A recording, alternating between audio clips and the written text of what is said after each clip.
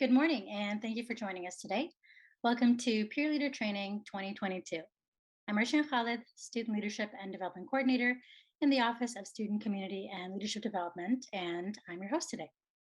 Before we begin, I'd like to acknowledge that the area known as Takaranto has been caretaken by the Anishinaabeg Nation, the Haudenosaunee Confederacy, and the Huron-Wendat. It is now home to many First Nation, Inuit, and Métis communities. We acknowledge the current treaty holders, the Mississaugas of the Credit First Nation.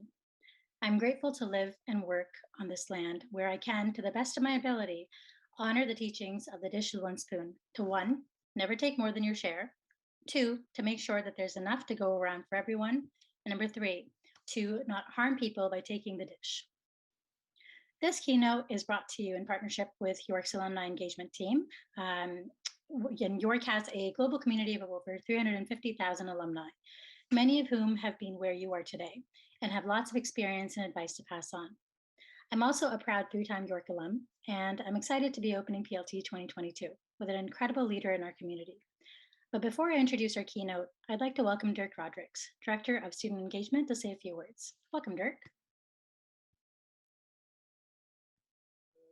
Everyone, and thank you, Arshan, for that introduction and that warm welcome. Many years ago, while I was growing up as a bright-eyed and bushy-tailed kid on the streets of Mumbai, India, I was part of a theater troupe with a small business.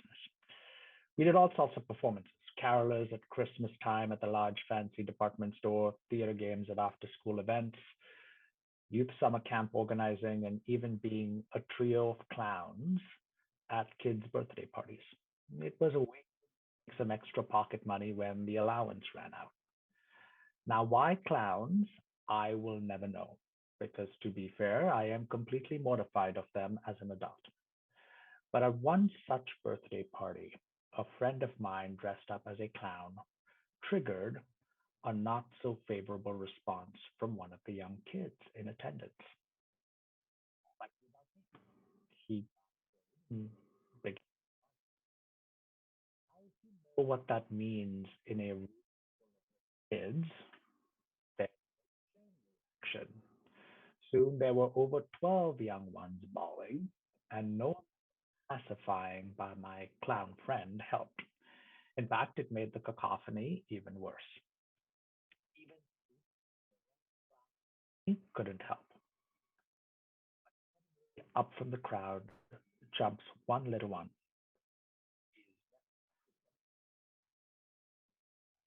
And said to her peers boldly and clearly, "Listen, listen!" And silence swept over the room instantly.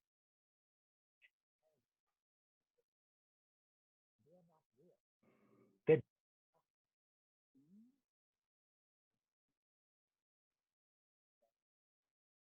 off. More than happy to make that a comedic moment where he fell clumsily trying to catch the wig and let candy roll out, and everybody was excited again. The story, because that was the day I learned about peer.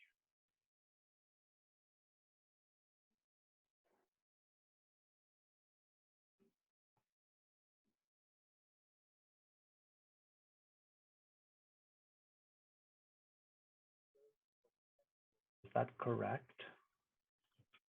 I think we're having some audio issues. Dirk, I think it might be your AirPods.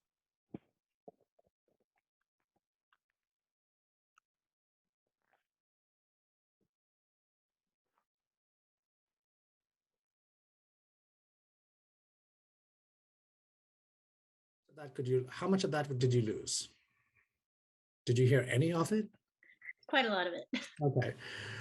What you do as a peer leader is about 4 things. It's about connection, it's about attention, it's about reaction and engagement. And the goal is to support and be ready for intervention.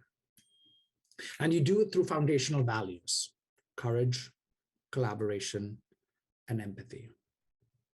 Ultimately, much like that little girl at that party, peer leadership isn't about power, it isn't about position, and it really isn't about even age. It's about these moments in any relationship, and especially with a peer, where you see a need and you act to move things to a different place, to a better place. I would be remiss if I did not express my deep appreciation to our keynote speaker for spending time with us today. Thank you, Farkhunda, for joining us. And my deep gratitude to the incomparable Urshi and Khalid for their tireless efforts to bring us all together and work with the alumni team as well. Finally, thank you as peer leaders for choosing us. Thank you for making peer leadership your growth opportunity of choice. And thank you for the many kinds of differences, big, small, long-lasting and temporal, that you will make in the lives of all kinds of students. I am because you are. Thank you and enjoy the day. I love that, Dirk. I am because you are. I love that. Thank you so much for your remarks. It's truly a pleasure to have you around, as always. Okay, so let's get started, folks. During this session, if at any time you need help with this experience or have questions about the content, please feel free to click on the Q&A button, which I see many of you have figured out. So thank you for letting us know about the audio issues. So you'll see a Q&A button at the bottom of the screen. Please let us know, and our team is ready to help you. So moving on, we'll have about 25 to 30 minutes of our keynote remarks, followed by a Q&A opportunity. So be sure to send in your questions. I'd now like to introduce our special guest speaker, humanitarian, professional athlete, and one of YorkU's 2022 Top 30 Alumni Under 30, Farkhunda Muhtaj. Farkhunda is a two-time York grad, earning a Bachelor of Science in 2019 and Bachelor of Education in 2021. Woo, teachers! And is captain of the Afghanistan women's national soccer team and competes professionally in the Turkish Super League. She played an instrumental role in Operation Soccer Balls, the evacuation of over 300 Afghans, including the Afghan youth national girls soccer team, to Portugal in September and November of 2021. She relocated to Lisbon in September to coach the national girls soccer team and ease the settlement journey of the players and the families she helped evacuate. As an Afghan immigrant to Canada at the age of 2, she has developed a lifelong passion for helping newcomer, refugee, and marginalized communities and impacting the world through sport. She helped develop and run Scarborough Simbas, a nonprofit organization that uses sport to help newcomers integrate into Canada and serves as a humanitarian ambassador for Penny Appeal Canada. Farkhunda, I see you're already on camera, so welcome. Thank you for joining us on our virtual stage. It's so great to have you here today for what I'm sure is going to be a very inspiring keynote. So welcome. And also, well, I thank you very much. Of course, and I hear you coming right from practice. So thanks for rushing on over here. Yeah, the adrenaline is truly kicking in. So thank you very much for the introduction, Urshian, and thank you so much, Dirk, for the amazing pieces. Oh goodness, leg cramp. Piece of advice. And for inviting me to speak today. Good morning, everyone. I hope you all are wrapping up an amazing week. And it's truly an honor to connect with students and help unleash their potential. But truly, when it's done with York University students, it's extra special only because I was in your position not too long ago, and I can totally relate to you on a personal level. University is truly an eye-opening experience, and it is a very rewarding journey. So I really hope that you are taking advantage of this journey and you're enjoying the ride. So today I'm going to share some of my journey as a student at York, how I use my privilege to be a global active citizen, and how I maximize my impact by leading with intention and purpose and remaining resilient throughout the experience. And throughout this keynote speech, I really want you to think of the question, what is your purpose and why? So when we often think about our purpose or our goals in life, we usually devise a plan. We try to figure out how we're going to achieve that plan, how we're going to progress towards it, but rarely do we think about why we even have that goal. What is our purpose? Why do we want to achieve it? And so as soon as we start understanding the why, we have more purpose behind our endeavors. And when you have more purpose behind those endeavors, you're more prone to enjoy the process, but also remain resilient and passionate and dedicated in order to achieve what that goal may be. So Originally from Afghanistan, my family and I relocated to Canada at the age of 2. I'm a very proud Afghan Canadian Muslim, and growing up, I was truly blessed to have the opportunities that people within Afghanistan didn't. I had opportunities to excel academically, athletically. I had so many resources at my disposal, but I never took that for granted. I knew that because I have these resources and so many others don't, it's an opportunity for me to use my privilege and give back to Canada, give back to Afghanistan, give back to my local community that has really built me into the strong person that I am today. And so I was an extremely busy kid from a young age. I went to school like everyone else did. After school, I was involved in every single extracurricular activity you can think of, both athletically, academically, with regards to tutoring, leadership programs. And after my extracurricular activities, I would go straight to the mosque Monday to Friday. I had classes there where I learned how to read and write Arabic. As soon as I was done at 7:30, I would head to rep training and academy soccer training sessions. And just when my parents thought that wasn't enough for us, we went to Persian school on the weekends, my siblings and I. And after Persian school, we had soccer training and soccer practice again. And Sundays was used for philanthropy. So philanthropy runs in my family. It's a requirement, not something we just do for the sake of doing. So I always volunteered at soup kitchens, at food banks, at academic or athletic, competitions, whether that be track meets or helping disabled individuals. And so that is kind of what I dedicated my youth days to. And so the reason why I shared that with you is because everything you do is for a purpose, and the time you invest actually comes back to support you in the future. So whenever we do something, whether it be the time we're investing, helping local communities, whether it be our education or academics, sometimes we may feel that, why am I even doing this? I'm just doing it for the degree. I'm just doing it for my resume. But no, trust me when I say that whatever you do today, it will impact you and it will support you in the long term. And so when I was recruited for York University to compete on the women's soccer team, of course, it was an important part of my life. I felt that I was striving towards my academic and athletic goals. But what I noticed that when I got to the higher level was that there was a lack of representation of female athletes that looked like me. I didn't see many racialized women in sporting roles or in director roles within my academic institution. And so my purpose was, coming from an immigrant family was, we need to change the narrative of what an immigrant looks like, what a Middle Eastern female looks like, because yes, we too are educated. We too would like to progress and strive towards our goal, but there are many difficulties that we may face coming into a new environment that we won't necessarily be able to be on that same pedestal right away. And so that is what motivated me to actually develop Scarborough Simbas, which is a nonprofit organization that uses sport to help empower refugees and newcomers that come to Canada. So what we do is we have free soccer programs, we provide free gear, and literally help them transition into their new lifestyle here, which has been doing very well. We've only started for about 2 years now, and we're going very strong, going from 50 participants to, hundreds and hundreds of people on our wait list. So that's amazing in that sense. Other than that, at York University, of course, was very determined to not just impact on the field, but off the field, both on and off the pitch. And so I was playing for the Afghanistan women's national team at the same time. I was juggling many part-time roles. I was juggling community initiatives as well.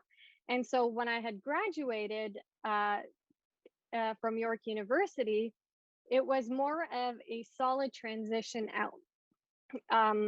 And so now I'm going to speak more so about the journey after university, because a lot of times when we're in university, we think that, I went to education for, I graduated from York for X, Y, and Z program.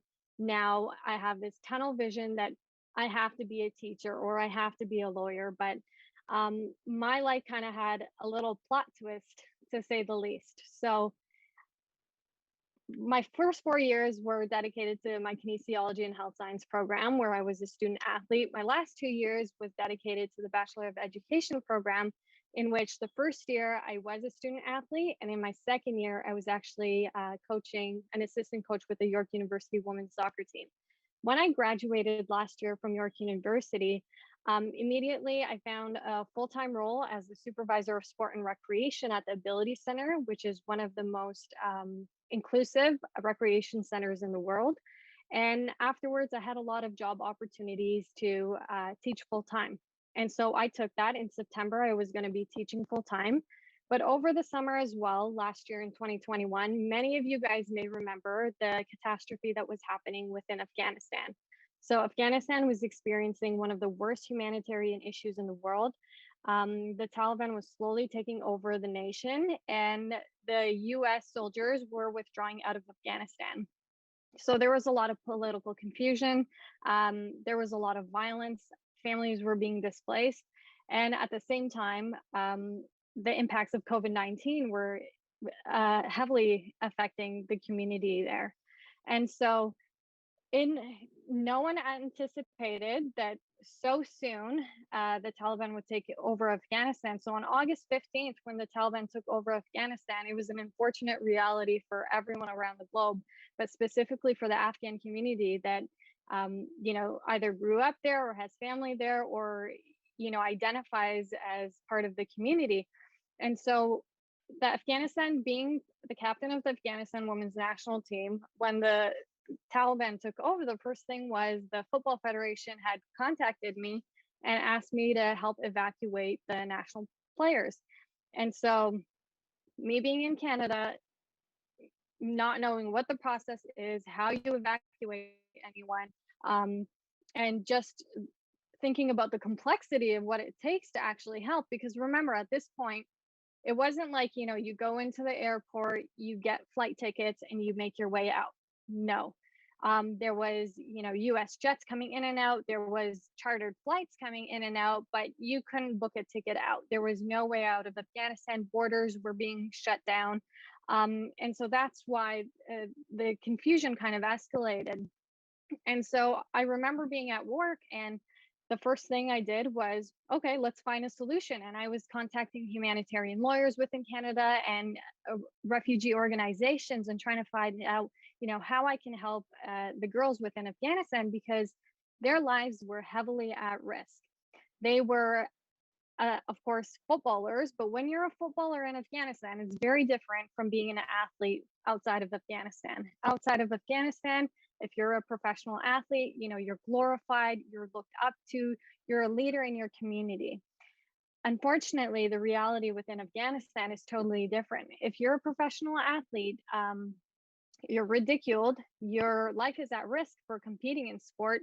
And also, most of the time, you actually don't have parental permission to be doing so. So you're defying all odds just to play football. And so the Taliban had gone into the Football Federation and said, female athletes cannot continue, and put a lot of restrictions on them, and also had access to the files of the players that competed. And so, knowing the sensitivity of it, I wasn't going to give up. I didn't get any of the answers that I was looking for. Everyone was very apologetic, but no one had a solution, or everyone was like, you know what, like all of Afghanistan is in this situation. No offense to you, but Afghanistan always goes through this. So it's nothing new. And, when you think about a humanitarian issue and you receive responses like that, it makes you scratch your head. And so I was persistent. I was very determined. And when I say I called so many lawyers and so many organizations, I wasn't stopping. And, luckily that same day, Kat Khosrowyar, who is the former Iranian national team head coach, her and I met in Uzbekistan at a FIFA competition 4 years ago. and she's an Iranian American. So she called me and was like, I'm very devastated for what's happening in Afghanistan. How can I support? And I was like, well, I need to evacuate them. What can you do to help me? And so she was able to, through contacts that she had, connect me with US government officials. And immediately I sat on a Zoom meeting with them, shared the complexity and the sensitivity of what was going on, and asked for them to help me evacuate the players.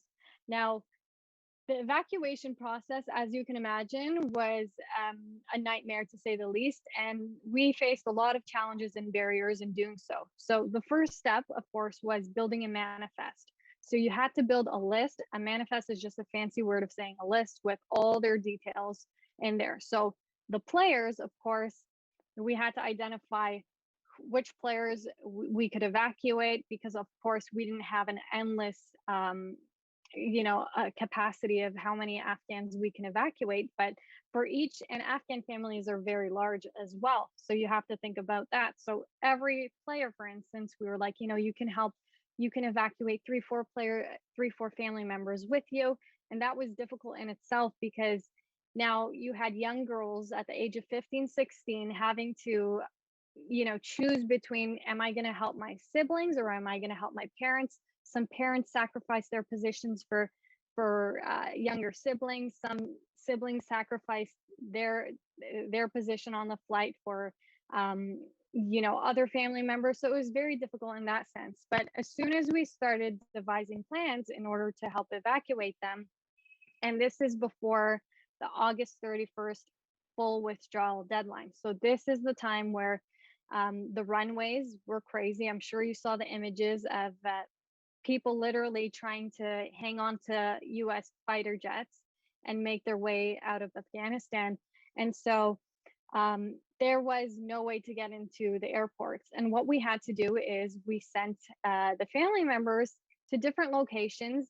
And the purpose behind sending them to different hidden locations was that, we would have US government officials or soldiers or Marines come pick them up and get them through a secret gate or a secret passageway into the airport. Now, unfortunately, you have to consider the political landscape in Afghanistan was constantly shifting. So every plan we developed, we could not follow through on, because either now a bomb just exploded near the airport. Now there's force protection issues. Now Marines just got killed.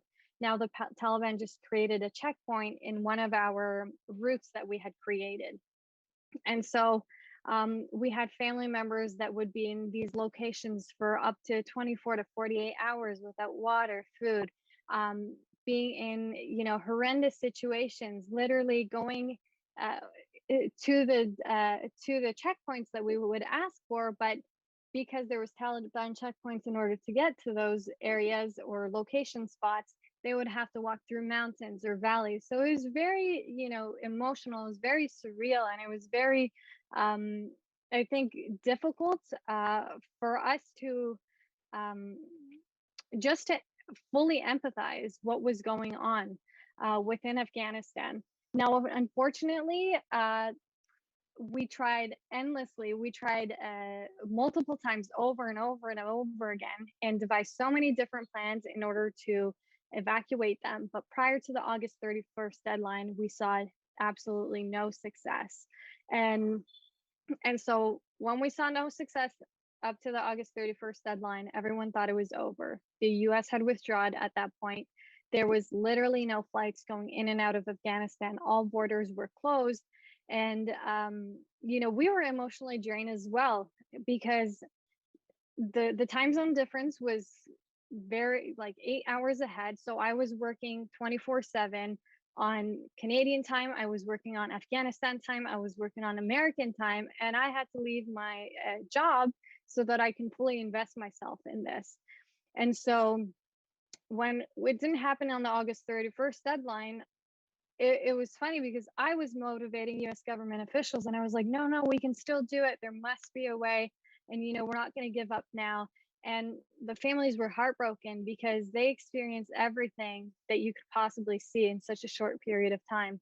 Now, after the 31st deadline, we couldn't get out through Kabul, which is the capital of Afghanistan. And so then we thought of going through Mazar-e-Sharif, which is another city, which is 8 to 10 hours away from the capital city. Now, again, we devised so many plans in order to evacuate them through Mazar, but unfortunately we were unsuccessful. And the other heartbreaking thing is we originally had a group of footballers and their family members that was up to about 200 people, but half of them lost hope. Half of them chose not to continue to Mazar-e-Sharif. They felt that, thank you for supporting and trying your best, but we're destined to stay in Afghanistan and we have no future, so we're just going to stay here. Or many had legitimate reasons, because Mazar is in the area of the Northern Alliance, which was the only group that was actually fighting against the Taliban. And so if they were going in that direction and the Taliban had saw their ID cards that showed that they were from those communities, they would have negative repercussions immediately. And so when we went to Mazar, unfortunately, we were unsuccessful to evacuate them through the airport because of similar issues we faced in Kabul. We actually tried evacuating them through neighboring nations such as Uzbekistan and Tajikistan. And this is a lot of diplomatic work that was happening at the same time, of course. Unfortunately, we were unsuccessful again. So the only thing we can do was stay persistent, stay resilient, and we had them in a safe house for about 20 to 25 days in Mazar. And during that day, every single moment, we were trying to develop ways that and communicate to neighboring nations and other nations to, provide them with asylum or help support with the process, until finally, 25 days later, Portugal had stepped up to provide asylum to the family members, which is a huge win for us, because many nations had welcomed supporting the girls, but they wouldn't welcome their family members as well. I mean, you can't just help 15 to 16-year-old girls evacuate on their own without family members. And so we had a very short window where we were able to charter a flight. We had a very short 3-hour window in order to make it happen. It was actually the middle of the night for me. That night, US government officials told me, Far, unfortunately, we don't have good news.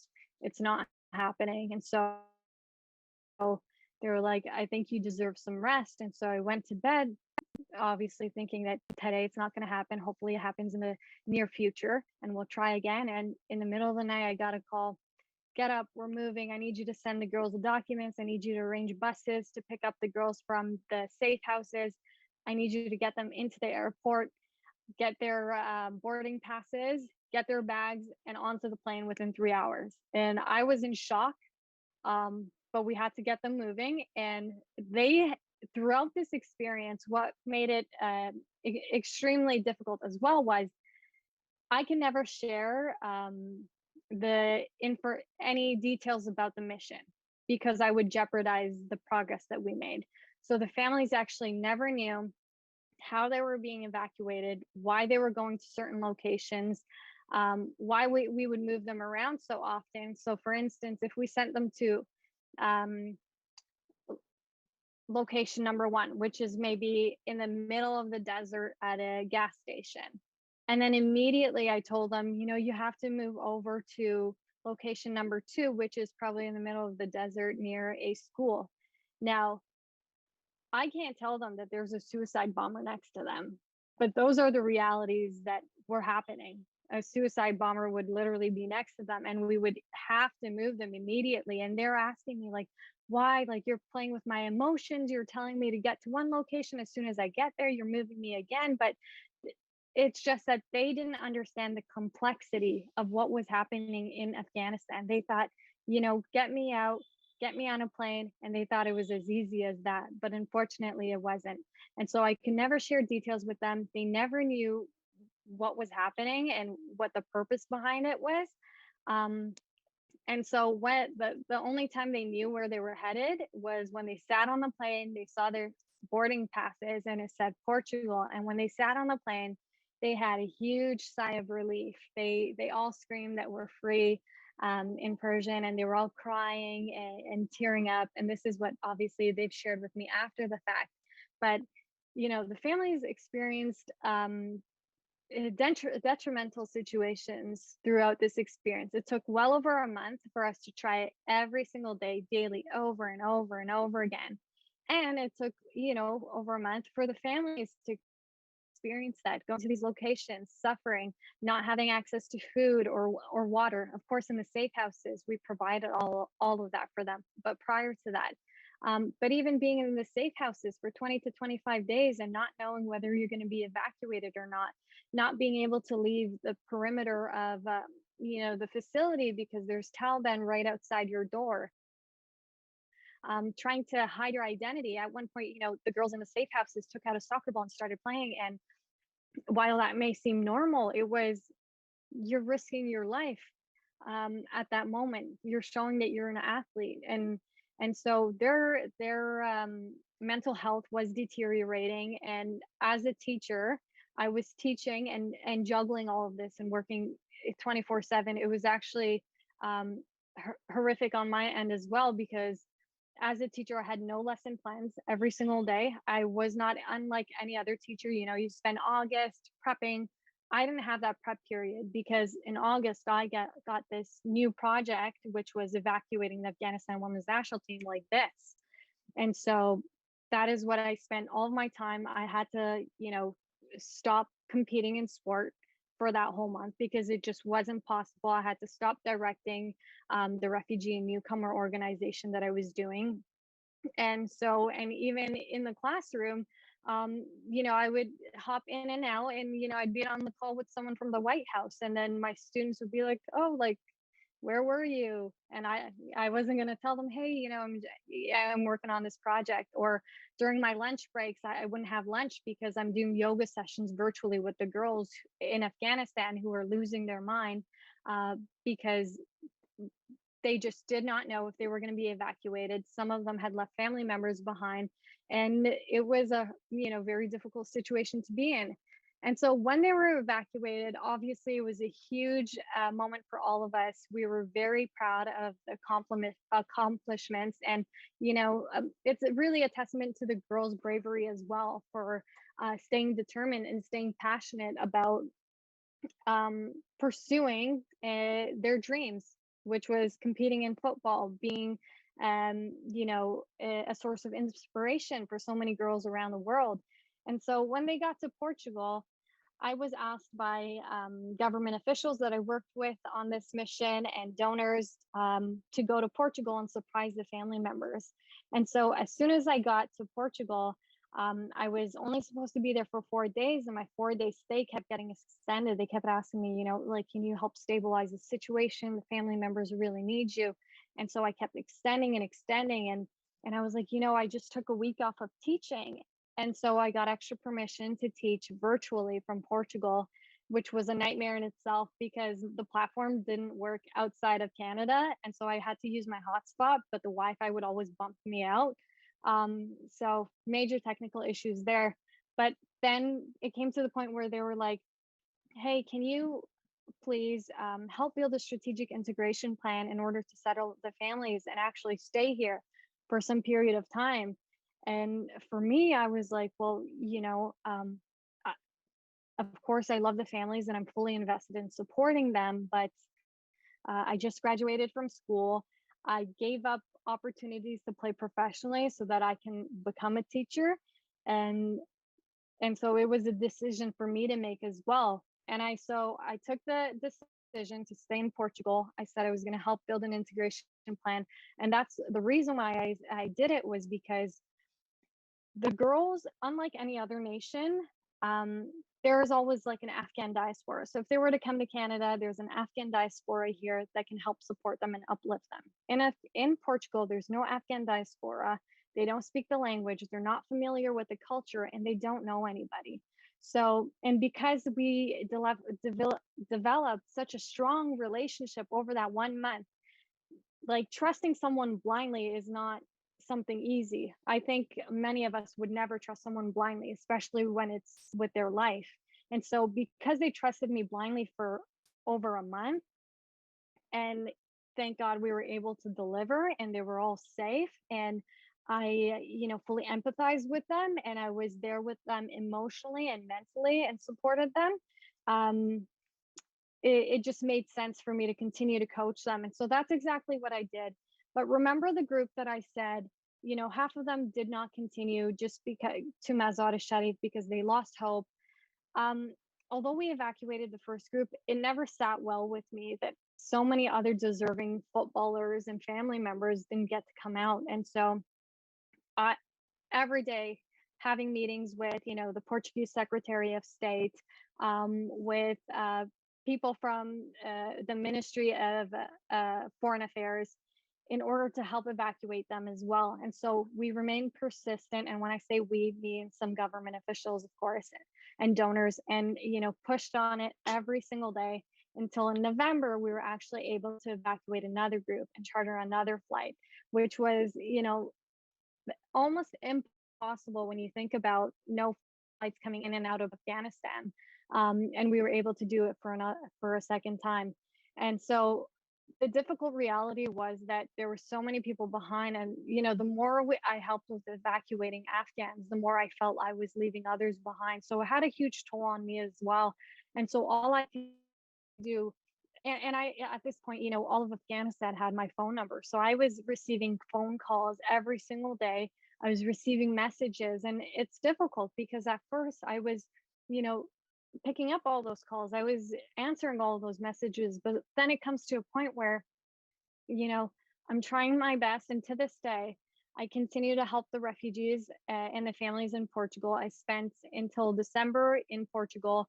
I came back for the holidays. I returned back in order to help them, coach them, provide humanitarian aid, help build education plans for them, literally everything with regards to settlement. And yeah, and so in January, when I returned back home, I told myself, I'm fully invested in helping them, but I think I need to get back to, thinking about my education as well, my career as well, because I took, a 6 month break and doing it alongside supporting them. And that's when the opportunity came to play professionally. And so I took the opportunity, of course, and here I am in Turkey doing that. But as I do that, I'm heavily involved in so many different initiatives. I'm involved in as a humanitarian ambassador for Penny Appeal Canada, where we support vulnerable individuals within the Greater Toronto Area, but also globally in order to provide academic supplies, humanitarian aid. I am a keynote speaker at different events. I've been invited to many different leadership events as well, including by FIFA and UEFA. I was able to speak to residents from FC Barcelona about the importance of global active citizenship. Currently, I am an Ashoka change leader, which is what we do is we look at different organizations globally that really work towards social justice, and we help empower them by providing funding in order to support their projects. And I'm actually a research associate at York as well with the amazing Katie Robinson. I think she's on this call. I'm not exactly sure.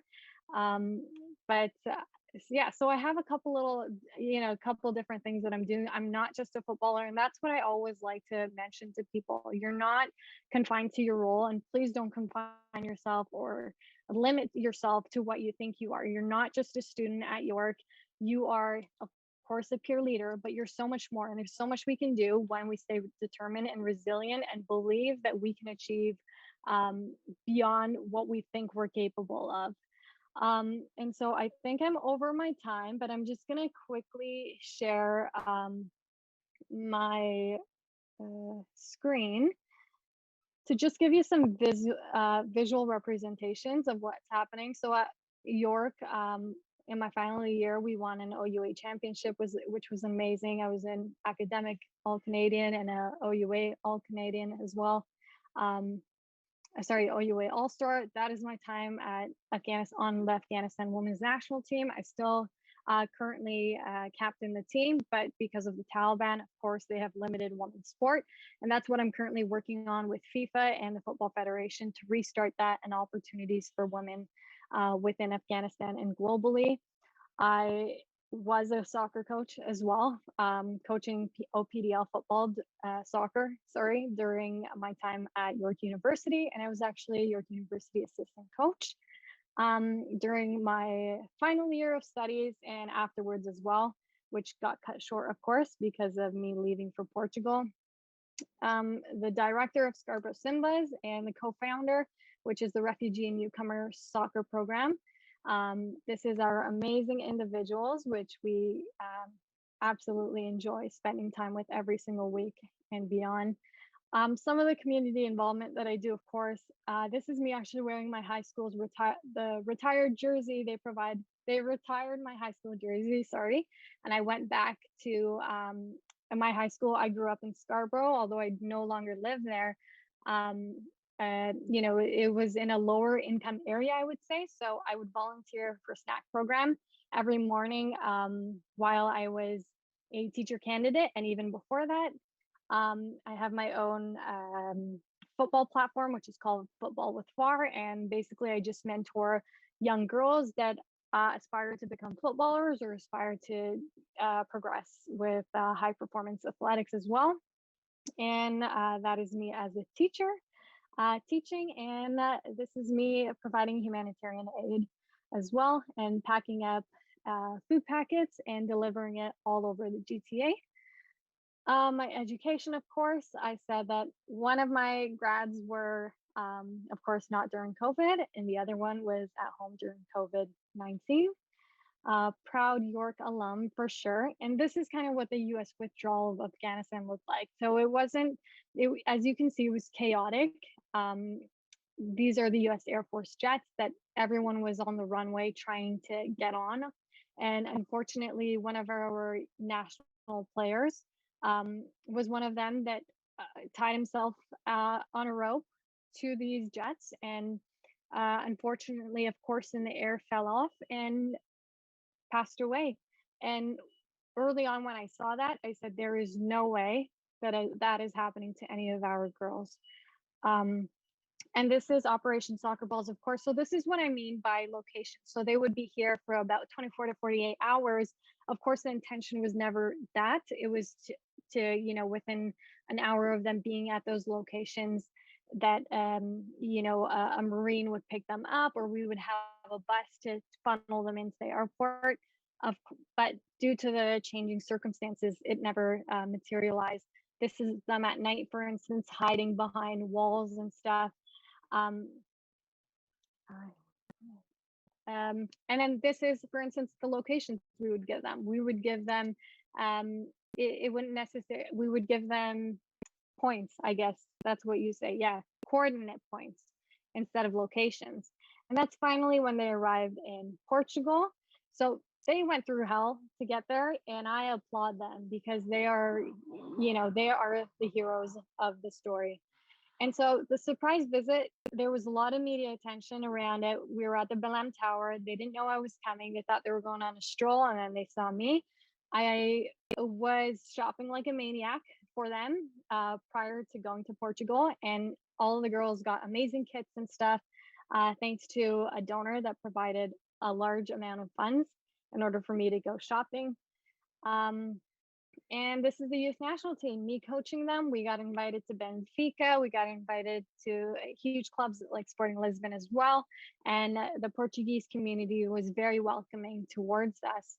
And that is the first group that came over. And then this is our second group when we had more individuals come over. And that's actually me on the runway welcoming them as soon as they came in.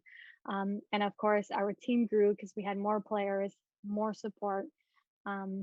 And some of the current projects, that is me at UEFA. I was actually one of 30 female leaders in football around the globe that was invited 2 months ago to Switzerland in order to partake into a leadership program. That's me at FC Barcelona, where I got to speak with the players at the academy about being more than a footballer and some of the diplomatic work that I'm doing right now, which is with Canadian ambassador and the US ambassador in Portugal, and me as a footballer. So what, again, I want to come back to what is your purpose and why. I want you to think about this not just today, but beyond, because when you have intention behind your purpose, then you're more likely to remain resilient. You're more likely to achieve your goals. Now, I do want to mention there is no linear path to success. So when we think of leadership, when you look at anyone that is successful, their life looks like this, okay? And that is completely fine. And I think we have to embrace the different struggles and difficulties that we go through, because all of it is a learning experience, to say the least. And as a leader, you always want to lead by example. Sorry, I'm rushing because I think I'm totally over my time. You want to inspire, empower, and change. So no one is going to change if you are not the one that is leading. If you are not the one that is igniting the passion and desire for them to become better individuals. And lastly, you've got to believe in yourself. A lot of times we are our own critic. I know that, the saying that you miss 100% of the shots you don't take, it's true. It is very true. If you're not willing to be in uncomfortable situations and problem solve and look for ways, and stay persistent, there's no way that, we are going to achieve greatness. So it's always impossible until it's done. Thank you so much, Farkhunda. And thank you again for making the time to speak to our students today. And hearing your story was so incredible and powerful. And I know I'm going to be thinking about it for the rest of the day and the rest of the weekend. And I'm sure it's left a lasting impression on our audience as well. As I can see, many questions are still, coming in. So this marks the end of our session for this morning. Peer leaders, we'd love to know what aspects of today's discussion you found helpful and how you can implement this in your own leadership journey. Anything that, Farkhunda mentioned, anything that we talked about, just take a moment to comment in the Q&A or comment in the chat. We'd love to capture these for future reference. Thank you so much to the Alumni Engagement team for partnering with us on this, for partnering with the student community and leadership development on this. Wonderful partners as always. As well, thank you for reconnecting our alumni with our current student leaders. And thank you folks for attending. Our next live session will be on at 1 p.m. And so please log on at 12:55 to ensure a timely start. And the e-class modules will be live shortly. I'll make them live at 2:30. And so after that, you can begin to log on to e-class, enter the enrollment key, and begin to complete your respective training modules, either foundational or advanced. Take care, everyone. Thank you so much. And if you have any questions, feel free to email me. Have a wonderful rest of your day and a wonderful weekend. And thank you once again, Farkhunda.